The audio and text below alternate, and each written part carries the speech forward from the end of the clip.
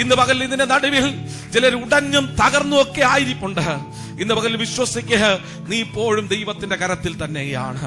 ദൈവത്തിന് സ്തോത്രം. ഒരിക്കൽ യിരെമ്യാ പ്രവചകനെ കുശവന്റെ ഭവനത്തിലേക്ക് കടത്തിവിട്ടു. അവൻ കാണുന്ന ഒരു കാഴ്ചയുണ്ട്. സ്തോത്രം. കുശവൻ കളിമണ്ണ് കൊണ്ടൊരു പാത്രം ഉണ്ടായിക്കൊണ്ടിരിക്കുകയാണ്.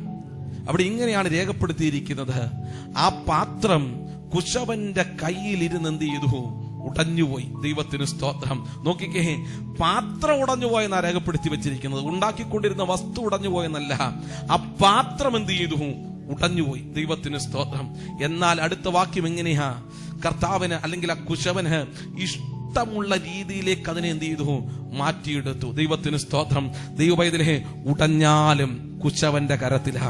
ദൈവത്തിന് സ്തോത്രം. നീ ഉടഞ്ഞാലും നീ തകർന്നാലും നീ ദൈവത്തിന്റെ കരത്തിൽ തന്നെയാണ്.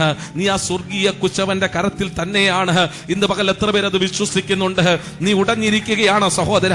നീ ഉടഞ്ഞിരിക്കുകയാണോ സഹോദരി? നീ ഇപ്പോഴും കർത്താവിന്റെ കരത്തിൽ തന്നെയാ. ഇഷ്ടമുള്ള ഒരു രൂപത്തിലേക്ക് തമ്പുരാൻ നിന്നെ ഇന്ന് പകൽ ട്രാൻസ്ഫോം ചെയ്തുകൊണ്ടിരിക്കുകയാ, രൂപാന്തരപ്പെടുത്തിക്കൊണ്ടിരിക്കുകയാ. നിന്നെ പ്രയോജനപ്പെടുത്താനുള്ള ഒരു മാനപാത്രമാക്കി എന്റെ ദൈവം നിന്നെ മാറ്റിക്കൊണ്ടിരിക്കുകയാ.